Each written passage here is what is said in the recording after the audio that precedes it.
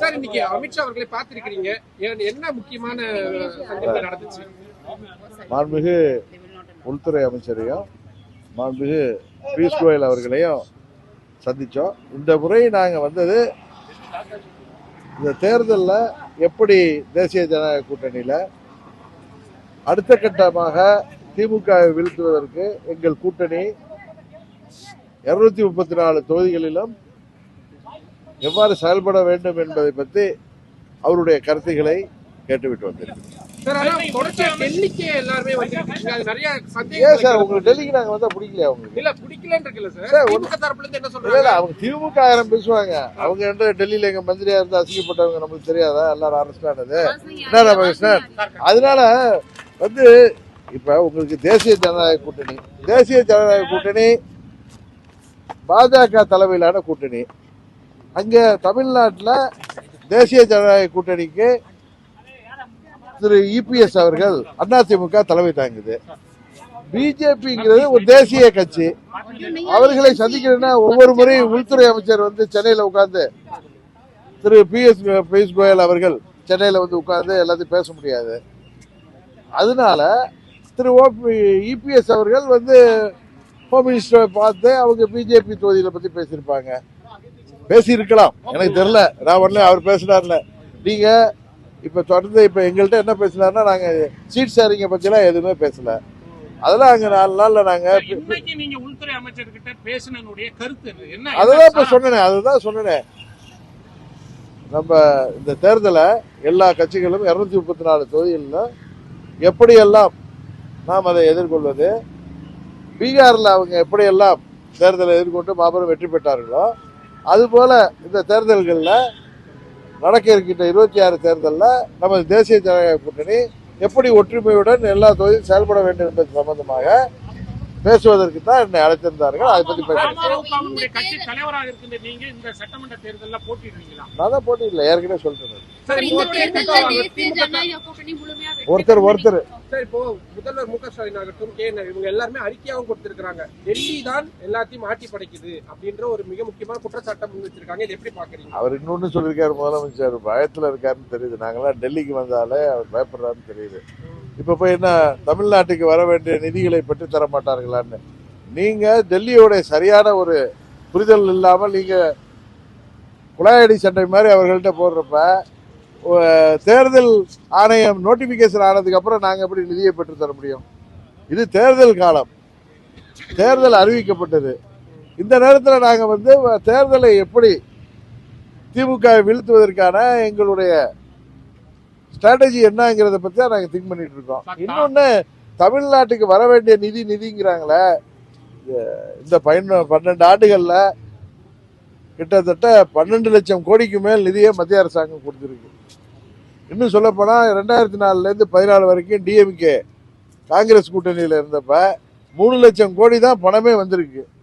இந்த பணங்களை ஒழுங்கா அந்த ஸ்கீம்ஸை அங்க நடைமுறைப்படுத்துவதை விட்டு இப்ப ஆதி திராவிட நலனுக்கும் மலைஜாதி மக்களுக்குமான எஸ்டி எஸ்சிக்கான நிதியை இவர் 5000 ரூபா கொடுக்குறேன்னு சொல்லி எடுத்து அள்ளி அடிச்சிட்டாரு. நம்ம ஊர்ல சொல்லுவாங்கல்ல, கடத்தாங்க எடுத்து வழிப்பிள்ளையாருக்கு உடைச்ச மாதிரி, அது மாதிரி பண்ணியிருக்காரு. அது மாதிரி இவங்க நிதி ஆளுமையை அவர்கள் சரியாக செயல்படாம இன்னைக்கு டிரான்ஸ்பர்ல ஊழல், போஸ்டிங்ல ஊழல், கிட்டத்தட்ட 2500 கோடி ஊழலே அமலாக்கத்துறை கண்டுபிடித்து தமிழ்நாடு அரசாங்கம் அதை நடவடிக்கை எடுக்காததுனால சென்னை உயர்நீதிமன்றமே அதில் நடவடிக்கை சொல்லி தமிழ்நாட்டு அரசாங்கத்தை தலையில கூட்டியிருக்கு. இதே மாதிரி இருக்கிறப்ப அவர் டெல்லியை கண்டா பயப்படுறது, ஏன்னா அவங்க தவறு செய்தவர்கள் பயப்படுவாங்க, அதனால டெல்லிக்கு பத்தி பயப்படுறாங்க. தமிழ்நாட்டில் தேசிய ஜனநாயக கூட்டணிக்கு அதிமுக தான் தலைமை தாங்குங்கிறத எல்லோருக்கும் தெரியும். அதனால அவர் பயத்துல இது டெல்லிக்கும் திமுகவுக்கான போட்டிங்கிறாரு, அப்படி கிடையாது. இப்ப சிஎஸ்கேல தலைமை தாங்கிறதே தோனி. கரெக்டா நான் சொல்றது? இல்ல அதனால நீங்க இல்ல சிஎஸ்கே தமிழ்நாடு அணின்னு நம்ம இருக்கோம், சென்னையில இருக்கு, அதுக்கு தலைமை தாங்கிறது தோனி. அதுல இருக்கிறவங்க எத்தனை பேர் தமிழ்நாட்டு, அதுக்கு போய் போராட்ட சொல்லுங்க முதலமைச்சரை. அதனால டெல்லி தமிழ்நாடு இப்படி எல்லாம் பேசி இனிமே மக்களை ஏமாற்ற முடியாது. ஏன்னா இவங்க டெல்லியில இருந்தப்ப தமிழ்நாட்டுக்கு எவ்வளவு கெட்ட பேர் நமக்கெல்லாம் அசிங்கத்தை உருவாக்குனாங்கன்னு தெரியும். அதனால இது போன்ற கேள்விகள்லாம் கேட்டு எங்கள் நேரத்தை வீணாக்காதீர்கள்.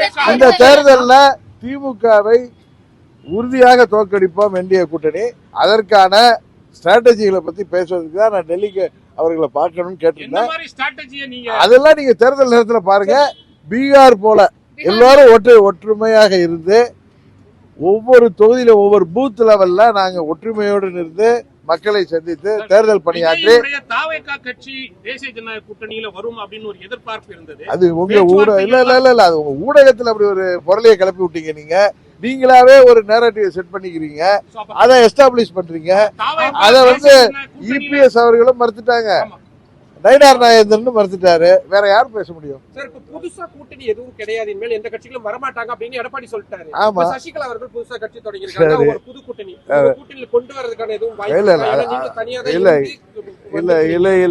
அது மாதிரி எந்த முயற்சியும் இல்லை.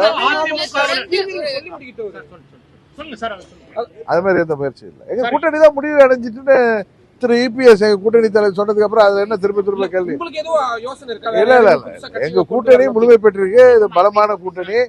திமுகங்கிற துரியோதன கூட்டணியை வீழ்த்துகின்ற பஞ்சபாண்டவர் கூட்டணியாக வலிமையாக இருக்கிறோம். எங்க சைடு நியாயம் இருக்கு. தமிழ்நாட்டு மக்கள் எங்களுக்கு வாக்களிப்பார்கள். நீங்க இருந்தது அதிமுக, டிடிவி தினகரன் இருந்தது அதிமுக, நீங்க அவங்கள பயங்கரமா சொன்னால அவர் கேட்பாருன்னா இப்ப இதுதான் இந்த கேள்விதான் ரொம்ப. இப்ப தேர்தல் நேரத்துல நீங்க இருந்தது அதிமுக, அவர் இருந்தது, நீங்க இருக்கிறது இல்ல சார். இப்ப அவங்க தனியா கட்சி ஆரம்பிச்சு டாக்டர் ராமதாஸ் கூட கூட்டணியா வச்சிருக்காங்க. இந்த அவங்க தனியா போனது உங்களுடைய கூட்டணிக்கு வெற்றிக்கு பாதிக்கும் அப்படின்னு நினைக்கிறீங்களா சார்? திமுகங்கிற தீய சக்திய தமிழ்நாட்டு மக்கள் வீழ்த்துவதற்கு தயாராகிவிட்டார்கள். அதுக்கு ஒரே ஆல்டர்னேட்டிவ் அதிமுக தலைமையிலான தேசிய ஜனநாயக கூட்டணி. இப்ப முதலமைச்சர் டெல்லியில இருந்து எங்களுக்கு ஃபண்டு வரலன்னு குறை சொல்றாரு. தமிழ்நாட்டுக்கு வேண்டிய நிதியை நாங்கள் எளிதாக பெற்று தருவதற்கான கூட்டணி தான் தேசிய ஜனநாயக கூட்டணி.